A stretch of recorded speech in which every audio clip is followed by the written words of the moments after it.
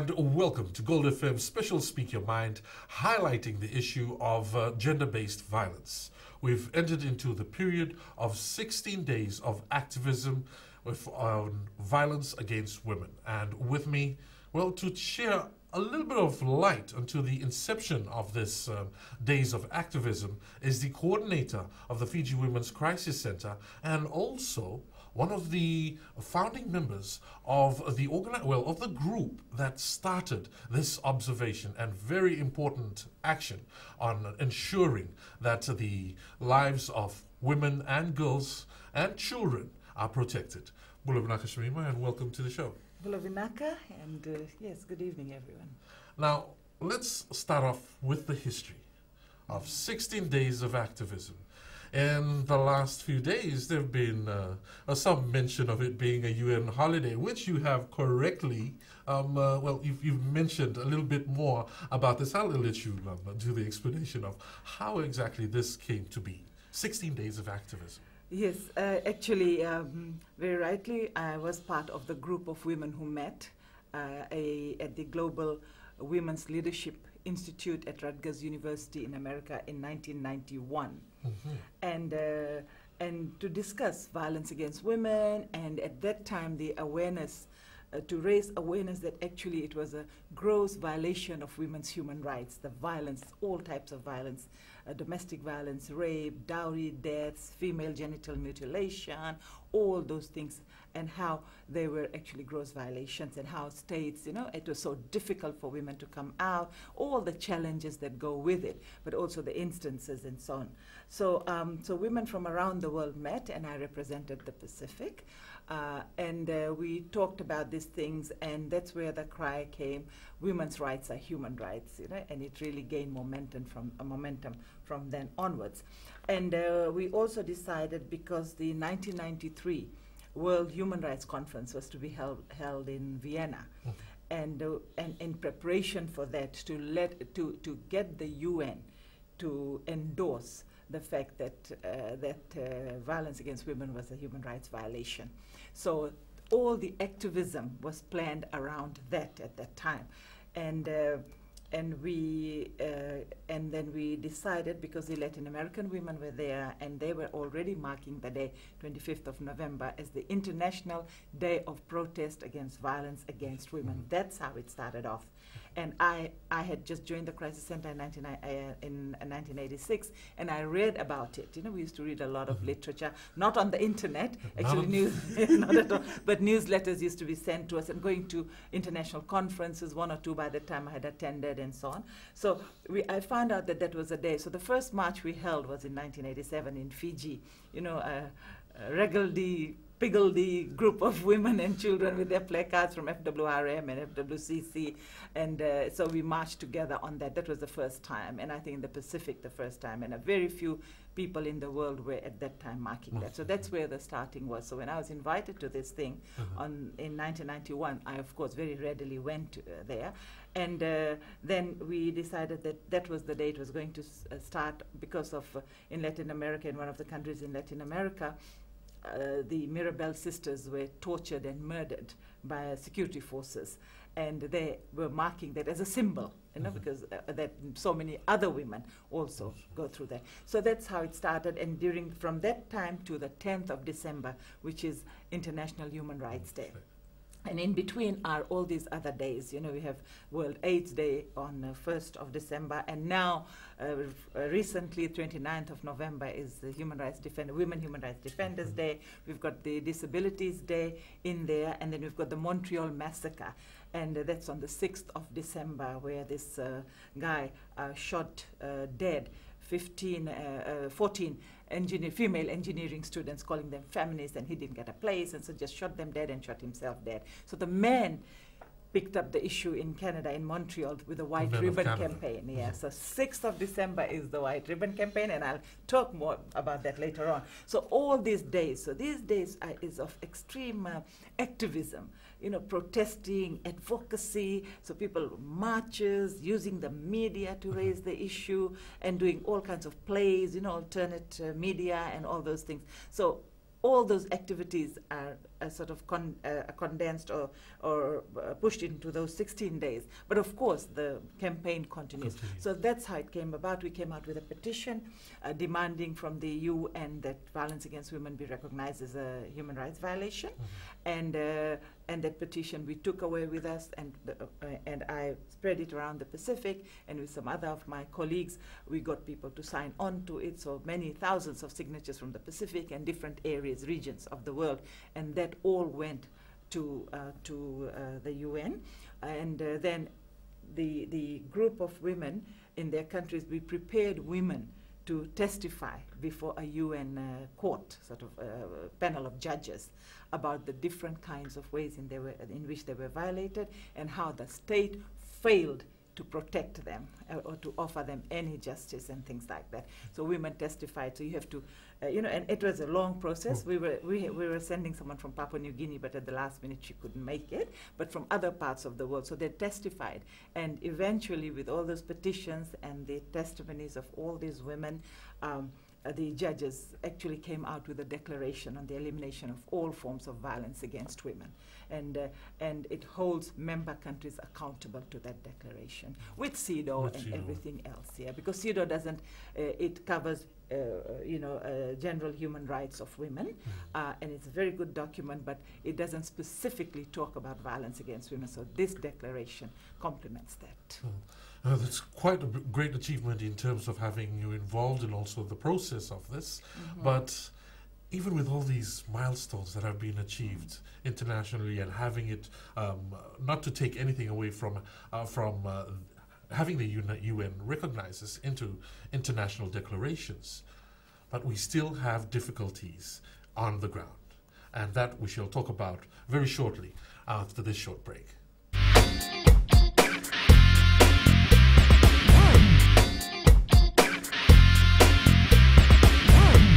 Welcome back to Gold FM special on, the 16 days of activism against violence against women. And I have with me in studio the coordinator of Fiji Women's Crisis Center, Shamima Ali, just before the break, highlighting like the milestone and the hard work that women's groups put in to just having this recognized internationally and having the UN acknowledge it, violence against women as a violation of human rights. Now, with this milestone, with these achievements, we still have problems on the ground.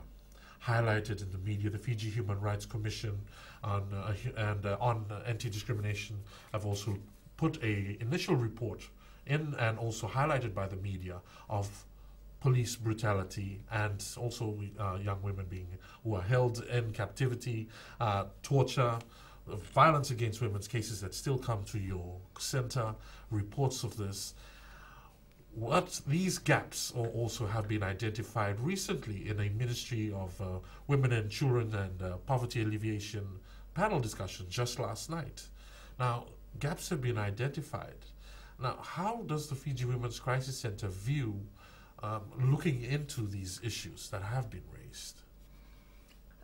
Yes, people say to us, you've been around for so long and yet we're seeing all this. It doesn't go away. If you look at it, it's intergenerational. It has been going on for so long. It's entrenched in people's psyche. And we still haven't removed the cause, which is gender inequality, the gross discrimination that we commit against girls and women. So we have to work on that. While when we respond to someone who's violated in this manner, it's a very welfare kind of an attitude people have. You give the Band-Aid and Band-Aid her sores and everything, and give her some Panadol and say, oh, you poor thing, and off you go. No, it's not like that. You have to empower that woman, to move on with her life, and all the other services have to be in place. And that is where we are falling. But I think the Crisis Center, we have been around for 30 years, and we are seen as one of the best practice models internationally and regionally, and so on. And we try to improve those all the time. And of course, sometimes we fall too, by the wayside. Sometimes that happens. We're all not perfect. But I think it's really, really difficult unless everybody comes on board with the same attitude, same outlook, then the rights-based perspective, because that is the most effective way to deal with violence against women, and there's a whole lot of body of evidence globally that shows that. And also UN came out with a paper recently which says that the feminists, which people don't like, feminism, of course, when we mainstream it, is women's human rights, you know, so that is more palatable to people. But the feminist work on this has been groundbreaking, and also is the most effective, and that's the rights-based, empowering women to get on with their lives and things like that, yeah.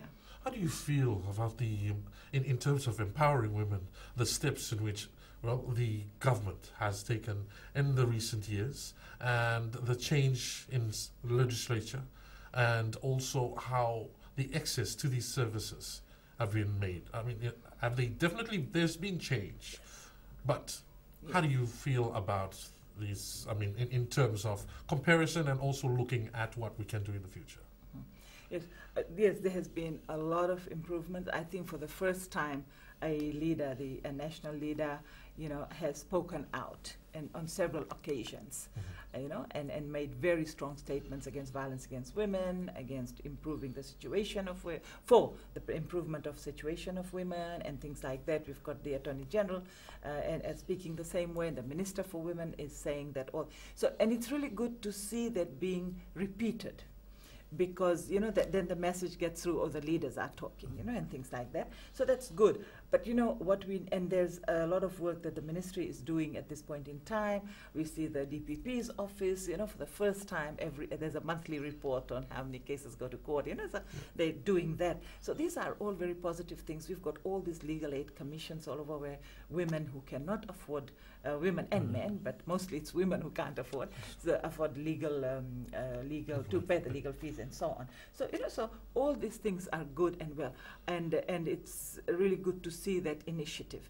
And basically government has started to take the lead in some of these things and so on. But I think it's important, it's imperative that they work together with civil society, and particularly with the expertise they have on the ground in the country, and make use of that expertise. Many of the civil societies here in the country, especially with the gender-based civil society organizations, have quite the expertise, have gotten the range, including your center in itself. Do you feel that at times you're overlooked in terms locally, in terms of tending to our own problems when trying to work together in collaboration with government? Yes, I think, you know, we've had, because we're human rights groups, you know, we're human rights-based groups. So sometimes there is the tension between government and us, but I mean, you know, I've been around with all this white hair, you know, I'm able to sort of talk on an equal basis and advocate and talk about accountability and things like that. In the crisis center, my staff are just as strong, you know, because when they go on individual advocacy and things like that. So it does become difficult. But the other area of difficulty is the donor problem, I call it, the overcrowded donor field. Everyone wants to work on violence against women, almost, you know. So they're all bringing in their own ideas that actually doesn't build on what is already on the ground. That recognition, our government, I believe, despite the tensions and so on, we are invited to participate at various forums and so on, you know, especially after the elections. You know, that relationship is building, though we still hold them accountable, and they should hold us accountable, of course. But we have to work through these donor partnerships, the donor inputs, you know, whether they provide the resources and keep out of implementation and let us build on what we have. Because what we have is we look globally, you know, and then we act locally, you know, and so we pick from everywhere. We don't reinvent, but we adapt it to what works with our people, you know, within the cultural context and, you know, and within, you know, the locations and things, you know. This is not New Zealand, Australia, America, Sweden, or anything. You can't take something from just and plonk it. Yes, right? and one case in point is the white ribbon. for goodness sake, I had a call from my male advocate, Tevita Srilumi from Papua New Guinea. He's working there now, And he said, Sham, on the eve of 25th of November, he said, in Papua New Guinea, we don't even hear that tomorrow is the International Day of Protest Against Violence Against Women. We're not hearing that. We are hearing it's White Ribbon Day, White Ribbon Day. And Papua New Guinea started with us with the 16 days because we're also regional, so we've took it throughout, and people mark it. So and that's, and I believe an imposition, and the donors are beginning to control the activism, and and so people jump onto the Orange campaign, but they don't understand because Orange is the fire in us, with which we do our work. So, but people don't understand that. So the Orange comes in when we have Thursdays in black, so they have brought in Thursdays in orange, and and things like that. So I think building on what is here and recognizing and valuing what is in this country is a very important part of this work. Well, very important bits there that we'll also shed some more light on right after this on Gold FM Speak Your Mind. Violence against women and the programs that Shamima had highlighted, but also, very important word, accountability. We'll pursue that right after this short break.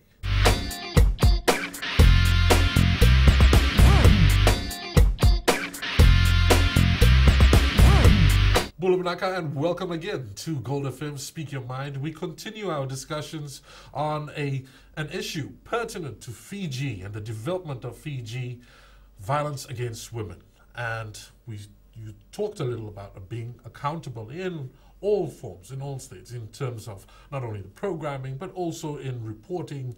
And it all comes to how it affects the rest of the country, how it affects families, individuals, and the cost.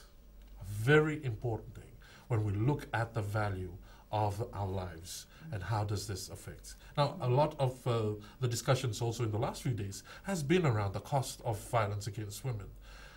The Fiji Women's Crisis Center also conducted a little bit of a study on this, and can you shed some light on this study?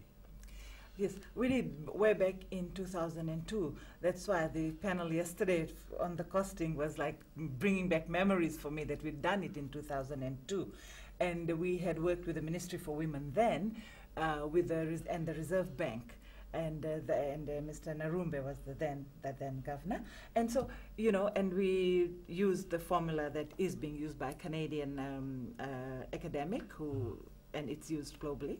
So that, and how New Zealand had done theirs, Australia had done theirs, and so on. So we had just done the survey in 1997, the first survey that we had done in 1997. So using that data, they came up with a figure of $300 to $500 million a year. And when you're talking about costing, it's the opportunities lost costing, like how when women and girls and children are violated in this manner, sexual, physical, emotional abuse, they are not able to contribute their full potential to the country, to themselves and to their country. Their education is impacted, employment is impacted, career is, and then it also has implications for drug and alcohol abuse, prostitution, and being at higher risk of exploitation and so on. So that's one cost there. So when you count all this, the cost of going to the hospital, the taxi fares, the bus fares, the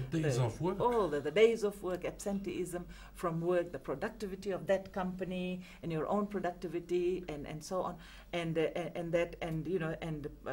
putting the plaster on someone's arm, someone's in a coma for 6 months, she's in the hospital cost, as Dr. Wanganimbete said yesterday, the cost of, he costed it so well, the health cost, the health cost, the police cost, the court costs, the homes, programs like us. We need $1 million a year to be able to do all this business here and in the Pacific. I mean, this is the reason why you have organizations like yours. For those who are complaining, why do we have the organizations like this? It's because of these actions. Yeah, exactly. So when you put all that together and doing new legislation, changing legislation, then training of police officers, health workers, all the service providers, all those things cost money.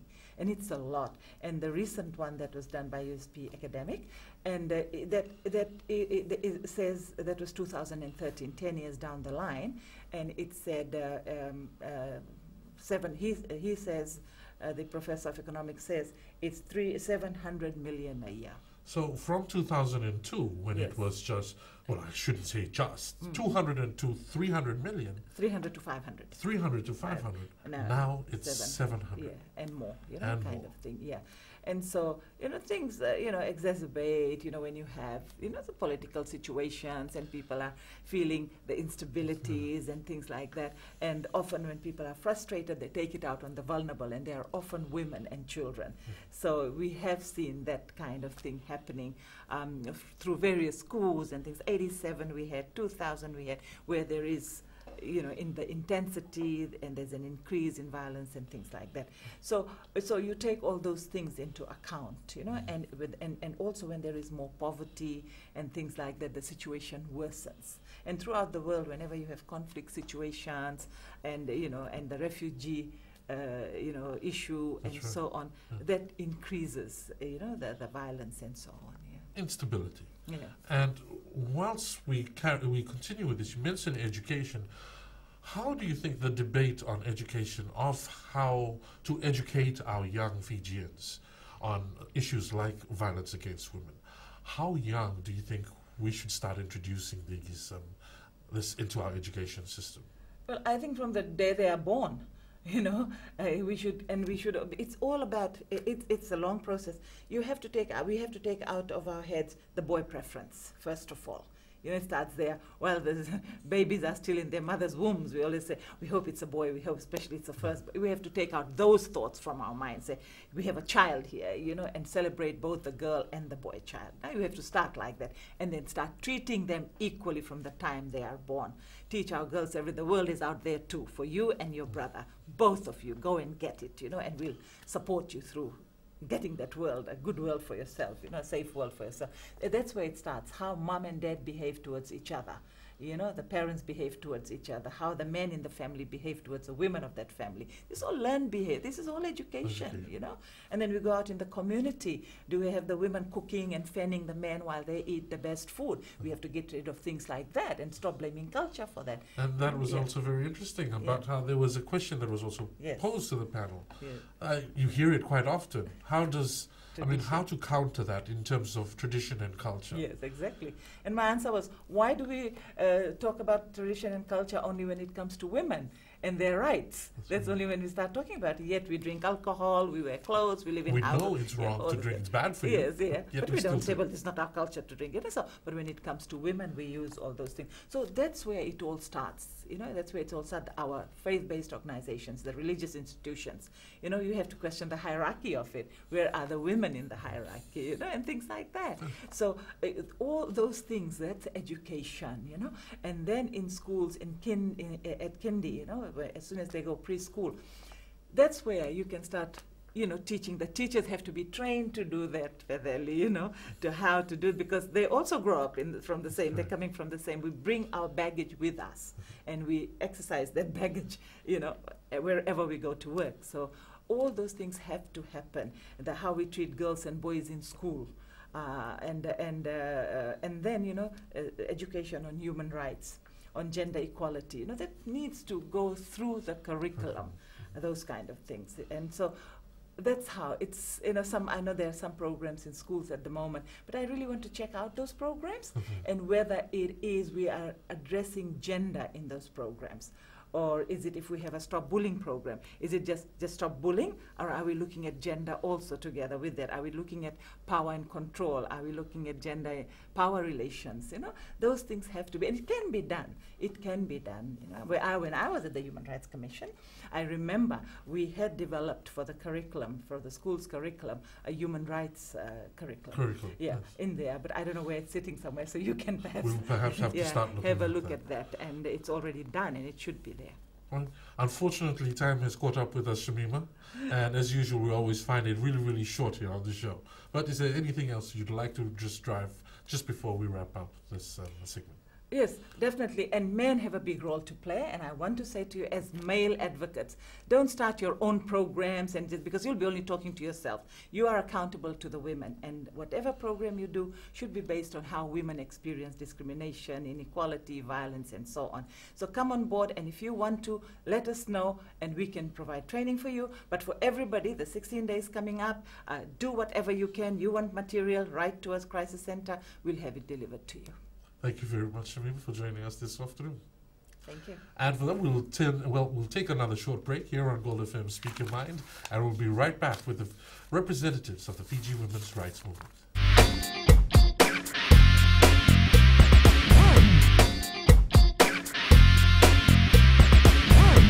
Welcome back to Gold FM's special on, 16 days of activism on violence against women.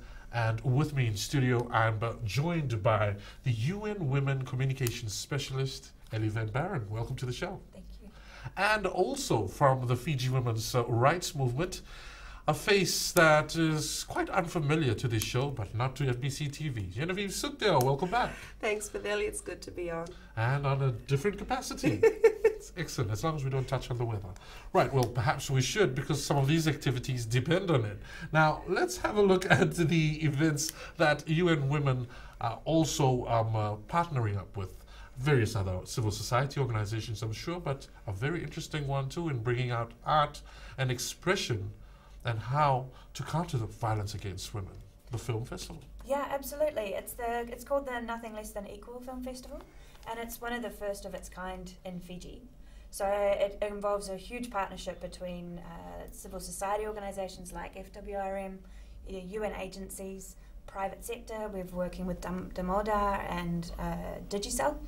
Plus, we've got a whole lot of really generous sponsors through the European delegation, the British High Commission, the New Zealand High Commission, the French Embassy and the US Embassy. So it's a real group effort to bring these films to Suva.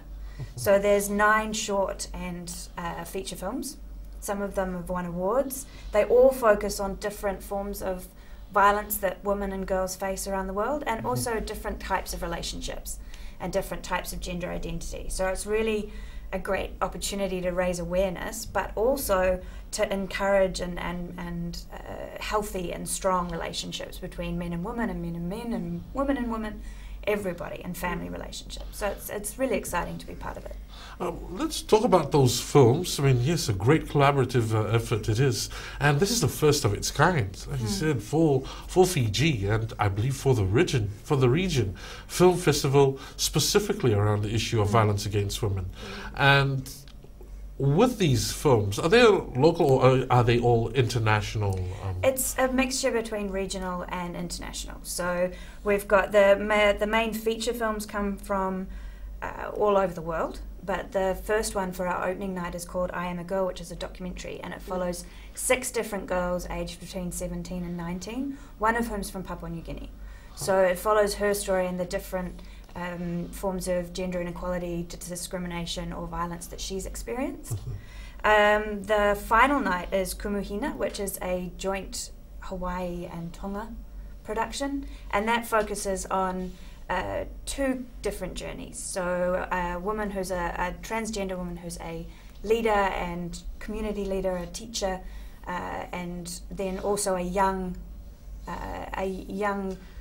transgender person who is coming into their own. So it's a little bit more of a coming of age for them. So both of those are more Pacific based. Some of the short films, they'll be showcasing some of the FWRM digital girls storytelling, which you'll be hearing a bit more about, and also some of the Free and Equal campaign film that was showcased earlier this year at its launch, which is all about LGBTI issues. So it's a mixture of both. We've got the US, we've got New Zealand, we've got Once Were Warriors, which is of course a story of a Māori family. It was quite popular in its release too here in Fiji. It was, and it was really important. We had requests to make sure that it was included. So we're really happy to be able to show it, and how it not only portrays what the family goes through, but also the resilience and courage that the woman in the story and their allies show throughout the whole film. So it's really good to be able to include it. Well, working also with FWRM and Yes. Genevieve, that's with the activities of some of that she's just touched on. These are I Am a Girl. What is it? What is I Am a Girl? Well, I Am a Girl is actually the feature film for the 29th, which is on Sunday. And in the lead up to showing the feature film, we'll be having a documentary called Dance Selena, and that showcases the work, the community work of May Millie, who is one of our graduates from the Emerging Leaders Forum. And of course, after we showcase that documentary, then we'll also be showcasing the digital girl stories, a brief selection of them. And so the theme here for the night is basically paying tribute to women human rights defenders, because it's International Women Human Rights Defenders Day. And we thought, what better way to highlight the accomplishments of women human rights defenders than to look at the ones in our region, specifically Fiji. So we've got a panel lined up with 4 great panelists, and it's a concept styled according to a live talk show, which will be moderated by Tara Chetty, our executive director.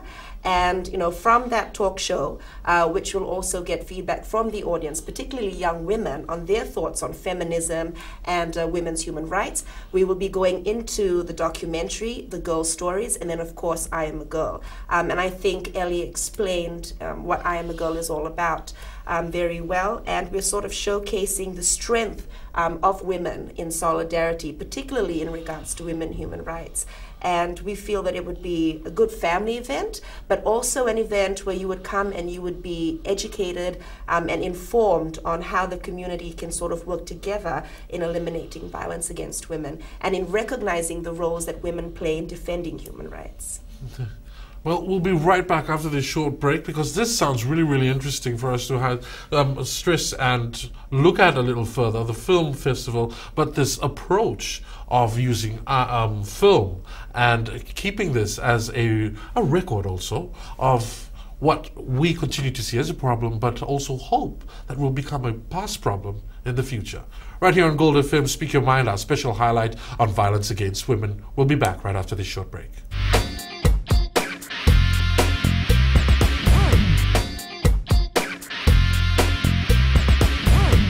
Welcome back to Gold FM, Speak Your Mind, our special on highlighting the various activities surrounding 16 days of activism for violence against women. And with me from the UN Women is Ellie Van Buren and also Genevieve Sookdale from Fiji Women's Rights Movement, highlighting some of the really interesting aspects of their activities, a film festival, the first for Fiji, on the issue of violence against women.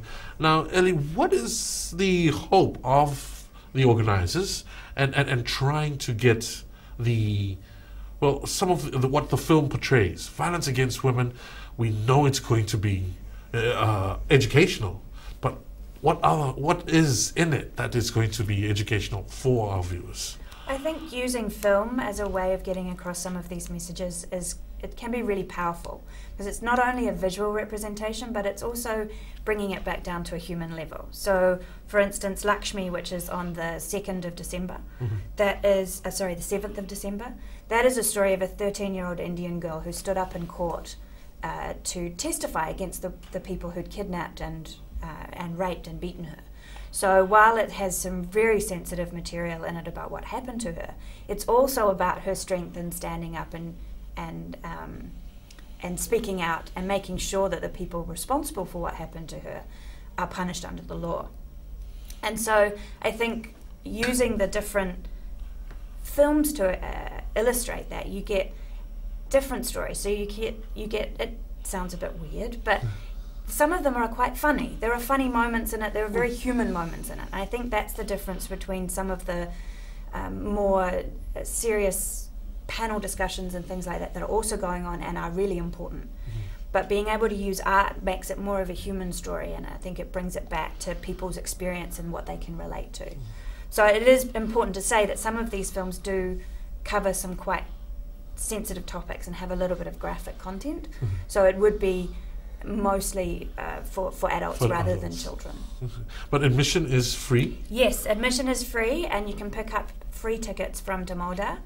It's going from the 29th of November, which is the opening night, to the December the 10th, over 5 nights.